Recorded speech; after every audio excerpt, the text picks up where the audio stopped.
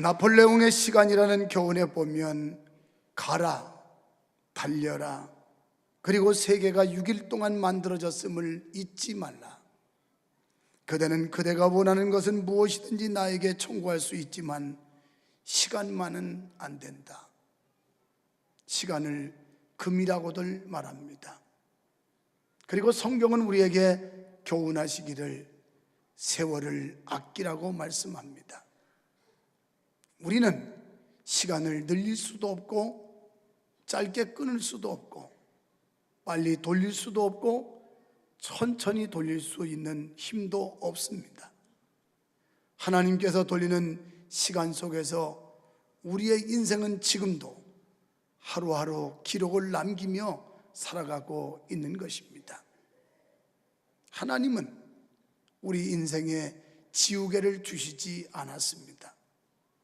오늘 우리가 이곳에 모여 예배하는 이 시간은 다시 돌아오지 않습니다. 여러분이 헌신하는 이 자리도 똑같은 시간 다시 돌아올 수 없습니다. 오늘 어떻게 인생을 기록하느냐, 어떻게 여러분의 신앙의 일지를 기록했느냐는 그대로 남을 수밖에 없는 것입니다. 시간을 달라 한들 얻을 수 없고 하나님이 주신 제한적인 시간 속에 우리는 하루하루를 살아가야 함이 인생의 삶입니다. 본신은 하나님의 공의로운 재판을 소망하는 가운데 교만한 악인의 궁극적인 멸망과 겸손한 의인의 궁극적 승리를 노래하고 있는 시입니다. 본신은 하나님의 공의롭고 공평하신 심판의 날을 소망하며 부른 감사의 시입니다. 특히 시인은 이 땅에서는 대개가 악인이 의인을 압제하고 고통스럽게 하는 것을 묘사하고 있습니다. 하지만 시인은 하나님을 찬양하는 일을 결코 잊지 않았습니다. 그 이유는 분명히 하나님의 심판이 있다고 믿었기 때문이었습니다. 그 심판 때는 악인과 의인의 삶이 완전히 반전될 것이기 때문입니다. 시인이 여기서 하나님께 감사하고 또 찬송하고 있는 주제는 악인의 뿔을 빼는 심판과 의인의 뿔을 높이 드는 구원의 역사가 있음을 노래하고 있습니다. 결국은 악인은 멸망하고 의인은 승리하게 될 것이기 때문입니다. 먼저 2절에 보니까 그것은 정한 기약에 이루어진다고 말씀하고 있습니다. 여러분, 세상을 보면 악인들이 유난히도 득세를 합니다. 악인들이 판을 치는 것 같이 보여집니다. 그들의 목적을 위해서는 수단과 방법도 가리지 않습니다. 하나님을 떠나 도덕, 양심을 저버린 채 제멋대로 행동합니다. 그래서 우리가 시편에서 발견할 수 있는 내용들은 대부분 악인들의 무법적인 행동 때문에 의인들이 고통받는 사실과 그리고 현장을 노래하고 있습니다. 4절에서 보면 악인들이 그 뿔을 쳐들고 교만하고 방자하게 행한다라고 말씀하고 있습니다. 뿔은 무엇입니까?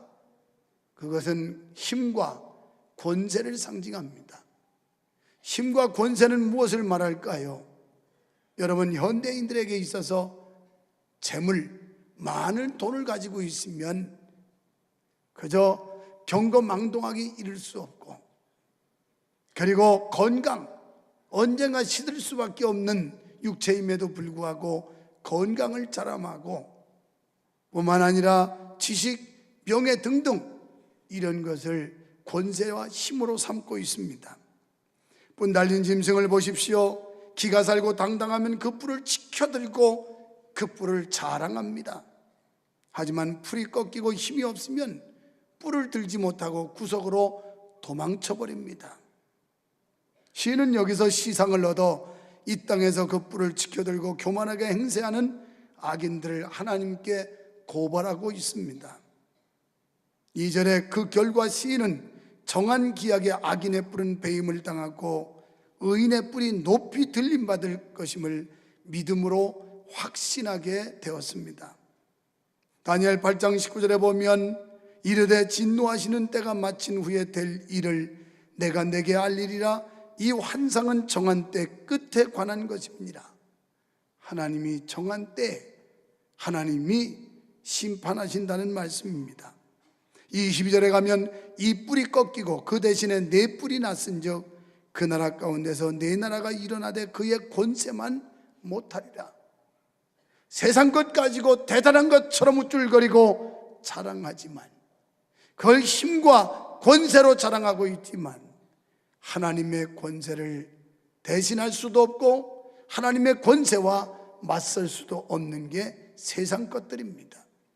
그럼에도 불구하고 하나님을 알지 못하는 사람들은 이걸 가지고 거드름을 피고 거들먹을 피면서 자랑사와 뿔짓을 하고 있습니다. 그렇습니다. 하나님께서 정한 때에 모든 것을 공의로 심판하실 것입니다. 그때는 낮출 것은 낮추고 높일 것은 높이는 하나님의 심판이 있을 것입니다.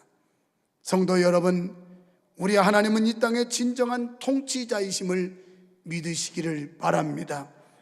그러나 악인들이 번영하고 죄인들이 형통하는 현실을 보고 어떤 이는 하나님이 없다거나 아니면 하나님은 아무런 능력도 행하시지 않는 분이라고 일컫는데, 이런 사람들은 하나님을 잘 모르는 말들입니다.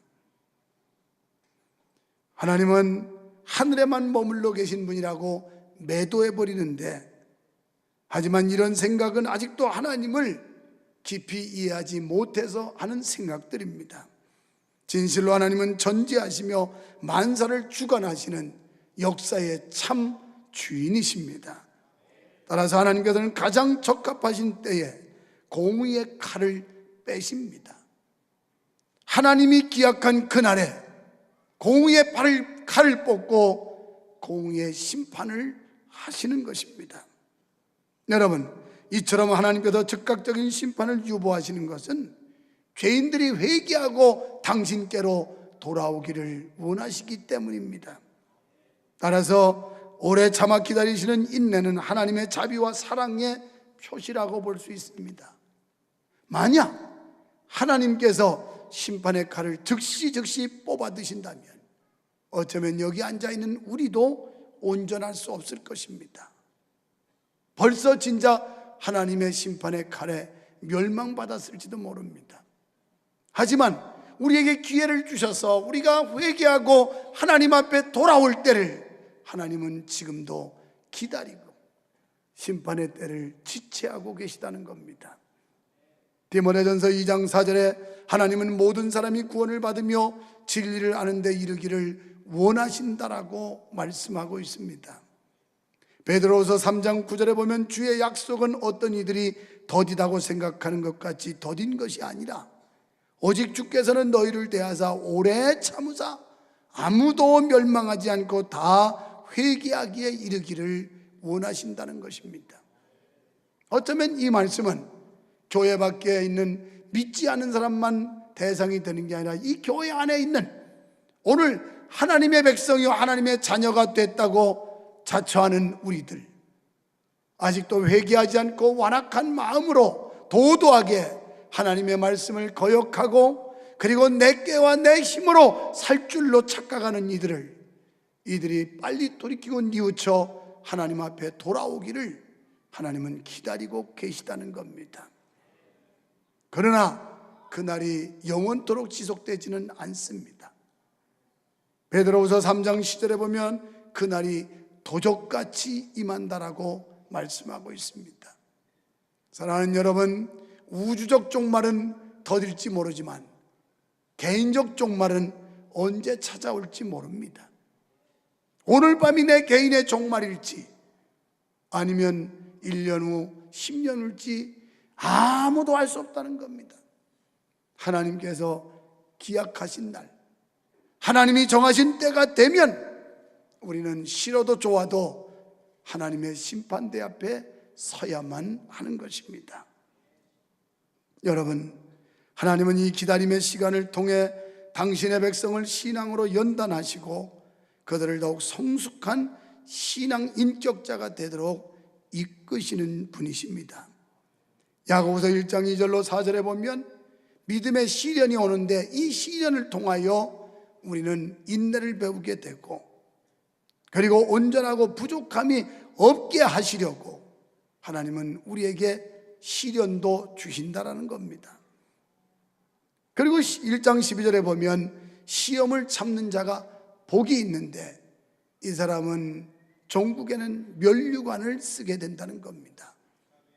오늘 여러분 어떤 시험을 안고 오셨습니까?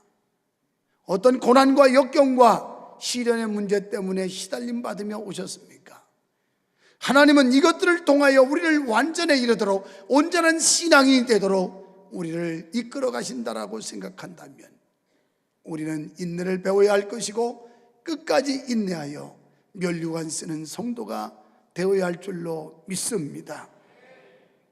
하나님은 우리 인간의 역사에 전혀 개입하지 않는 피상적인 분이 아니십니다. 하나님은 부패하고 타락하고 오만한 세상을 방관만 하시지 않습니다.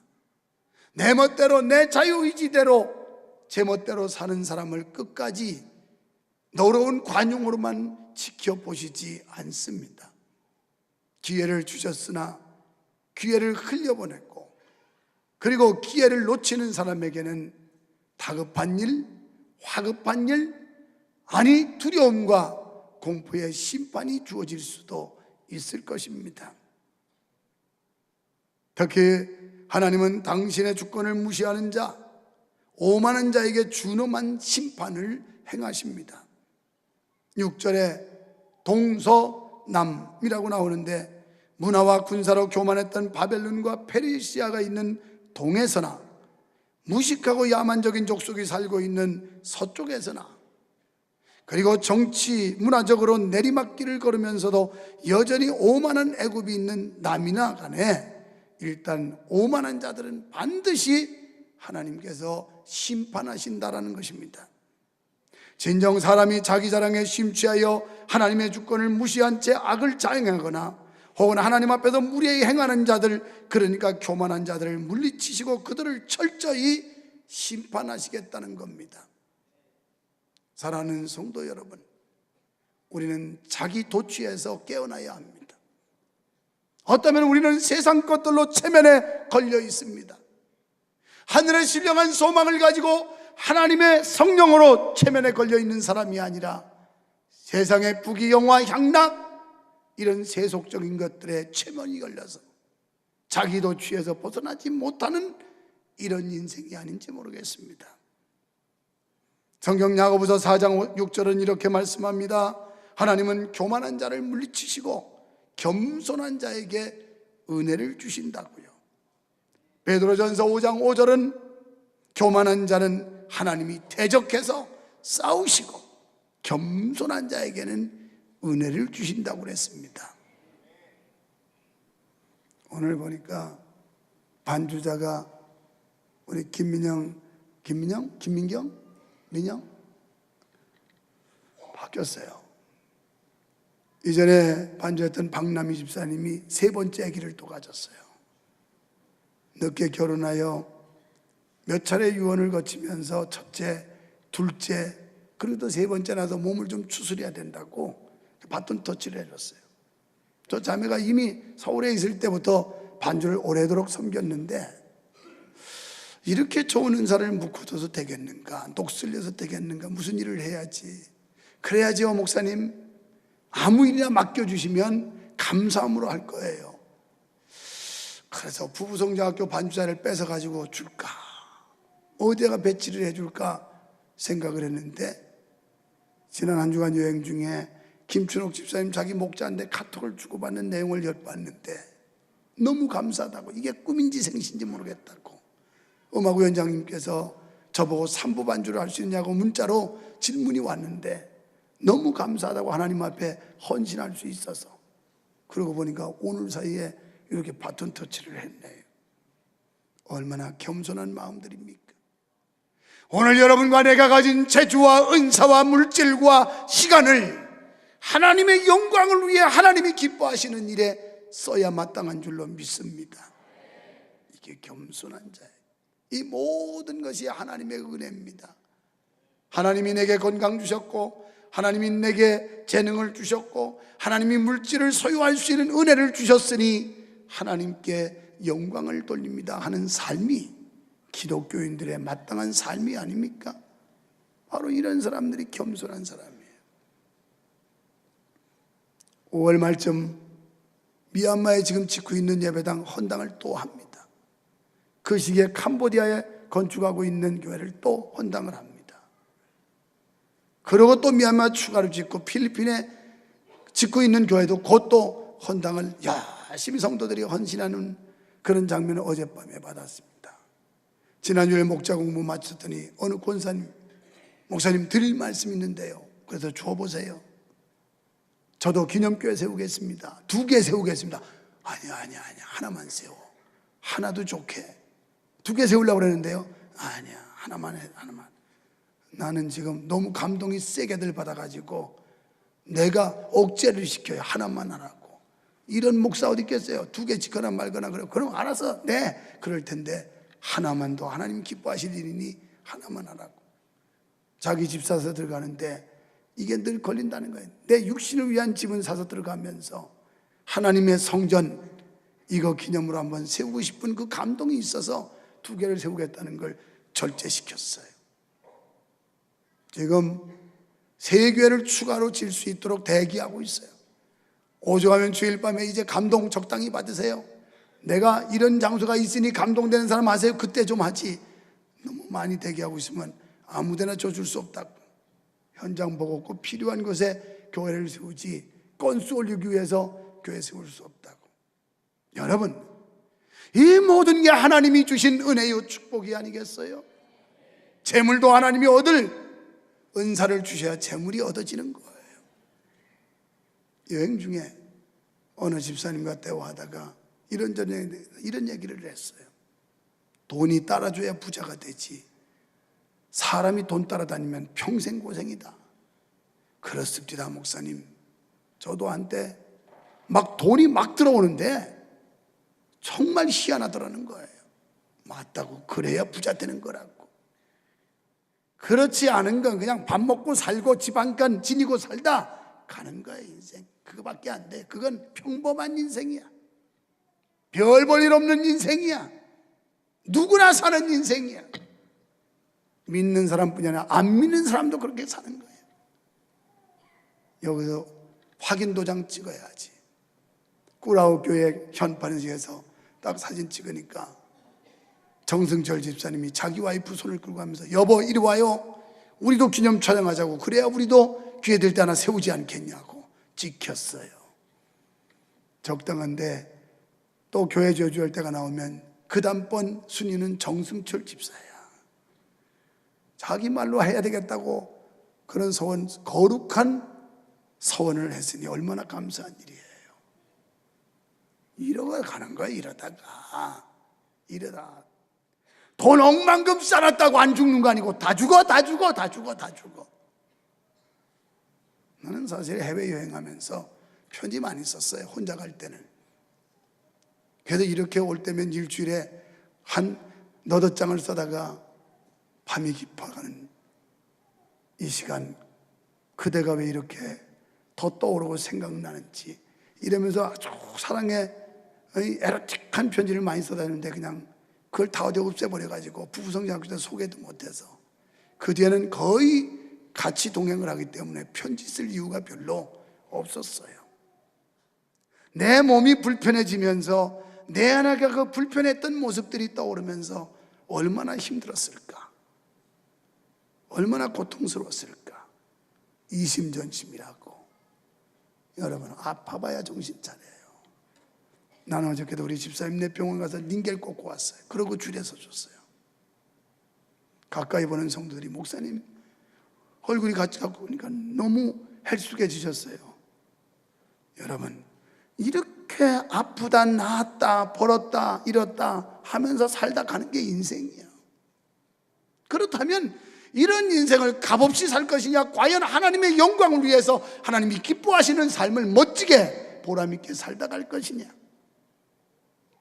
판단하고 결심해 보십시오. 난 얼마나 신나는지 몰라요. 너무 선교지 다니다 힘들어서 이삼영 집사님 보고 내가 그랬어요. 집사님, 캄보디아 입당 예배는 부목사 붙여줄 테니까 당신 헌신자니까 가서 하고 오라고 그랬더니, 그럼 저도 안 가지요. 저도 바쁜데 뭐 제가 굳이 올 일이 있습니까? 아주 좀 볼퉁맞은 소리를 하더라고요. 담임 목사 가라는 얘기예요.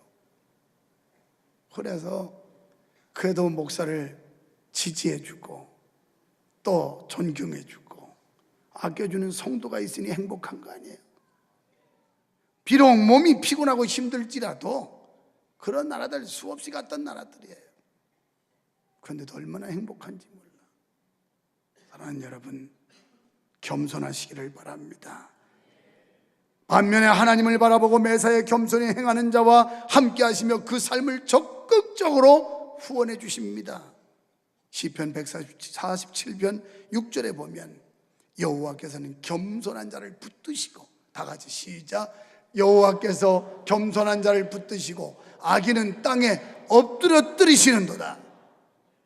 교만한 자 악인입니다. 이런 사람은 하나님이 땅에 엎드려뜨린다는 거예요. 겸손한 자를 하나님이 붙들고 써주신다는 거예요. 이런 점에서 겸손은 하나님 백성들의 덕목인 줄로 믿습니다. 두 번째는 심판은 하나님에 의해서 이루어진다고 7절에 말씀합니다. 만약 절대 공의로우신 하나님이 없다면, 만약 모든 선악에 대한 심판의 날이 없다면 의인들의 의로운 삶은 조롱거리가 돼버리고 말 것입니다. 아무런 의미도 없이 고지식한 자들의 알랑한 고집밖에 안 될 것입니다. 하지만 시인은 공의로우신 하나님의 심판을 확신했습니다. 시인은 의로움이나 악함의 행실대로 공의로운 심판이 있음을 분명히 믿었습니다. 하지만 어리석은 악인들은 그 심판과 하나님이 없다고 큰소리칩니다. 오늘 예배당 와서 앉아있어도 하나님의 심판에 대해서 인정하기를 싫어합니다. 하나님의 공의로운 심판이 있다고 하는 걸, 그것을 고백을 하지 않습니다. 심판은 상벌의 심판이에요. 잘한 사람은 오른손으로 그들을 높여줘서 구원의 뿔을, 구원의 손을 높여주는 거고, 못한 사람은 칼을 뽑아 심판하시는 거예요. 어리석은 자들은 그 심판과 하나님이 없다고 큰소리치며 그래서 여전히 교만의 뿔을 높이 쳐들고 다녀요. 믿음 좋은 거 자랑하고 다녀야지. 믿음 좋은 거, 뭐 세상적인 거 좀 얻은 것 가지고 뿔짓을 하면서 아주 의시되고 대단한 것처럼 이러고 흔들고 돌아다녀요. 교만한 자입니다. 하지만 성도들은 하나님의 심판을 바라고 소망하는 자들이에요. 반드시 하나님의 공의로운 심판이 있어서 악인들에게 심판의 포도주를 쏟아 부으신다고 8절의 말씀을 우리는 그대로 믿습니다. 그 교만의 뿔을 없애버리실 것을 우리는 확실히 믿습니다. 여러분, 하나님은 권세가 많으신 분이세요. 사무엘상 2장 7절에 여호와는 어떤 분이냐? 가난하게도 하시고 부하게도 하시고. 할렐루야. 가난한 것 때문에 탄식하지 마세요. 진정 하나님이 의로운 오른손으로 여러분을 붙드시면 부하게도 하실 분이에요. 낮추기도 하고 높이기도 하시는 분이에요. 진급 못했다고 한탄하지 말고 하나님 앞에 예쁘게 잘 보여봐요. 하나님이 낮은 자를 높이기도 하는 분이에요. 이런 하나님 믿으시기를 축원합니다. 여호와는 가난하게도 하고 부유하게도 하고 낮추기도 하고 높이시기도 하는 권세 있는 하나님이세요. 그 권세는 잘못 사용될 수 없는 의로운 권세입니다. 그러므로 하나님께서 반드시 높아질 자를 높이시고 마땅히 낮아질 자를 낮추십니다. 4절로 5절 말씀을 명심하여 교만한 자들은 그 뿔을 쳐들지 말고 조심해야 합니다. 여러분이 뭔가 얻었다고 생각할수록 겸손해야 돼요. 교만하지 말아야 돼요. 이 모든 것이 하나님의 은혜요, 하나님의 사랑이요, 하나님의 축복이라고 믿고 우리는 하나님께 영광을 돌려야 해요. 사랑하는 성도 여러분, 오늘 우리가 소망을 잃지 않는 것은 심판주 되시는 하나님께서 그날에 모욕당했던 의인의 뿔을 높이 들어주시고 악인의 뿔을 꺾으시는 심판이 있다고 믿기 때문에 실망하지 않는 거예요. 의인을 영화롭고 존귀하게 해주실 것을 확실히 믿습니다. 바로 여기에 의인의 소망이 있고 성도들의 소망이 있음을 믿으시기를 바랍니다. 사랑하는 성도 여러분, 악인들의 강포로 인하여 이 땅에서의 삶이 힘들고 고통스럽습니까? 본문을 읽는 가운데 그 정한 기약에 대한 소망을 가지시기를 바랍니다. 선악간의 행실을 통해 낮추시기도 높이시기도 하시는 하나님께 대한 굳센 믿음을 가지시기를 축원합니다. 최후의 심판날에 반드시 성도의 뿔을 높이 들어주실 것입니다. 우리의 오른손을 번쩍 치켜 올려주실 것입니다. 여러분, 링 위에 있는 복싱 선수, 레슬링 선수가 그들이 게임이 끝나고 나면 승자의 손을 잡아서 심판이 번쩍 치켜 올려주듯이 오늘 우리가 이 땅을 떠날 때 하나님의 심판대 앞에 섰을 때 정말로 하나님의 은혜 속에 하나님의 말씀 붙들고 신앙 일변도로 산 우리에게 악인의 뿔은 꺾으시지만 의인의 뿔을 높여주시는 하나님, 그분이 판결자가 되셔서 저와 여러분의 손을 잡으시고 승리자라고 이 사람이 우승이다 손을 높이 들어주는 영광을 누리시기를 주님의 이름으로 축원합니다.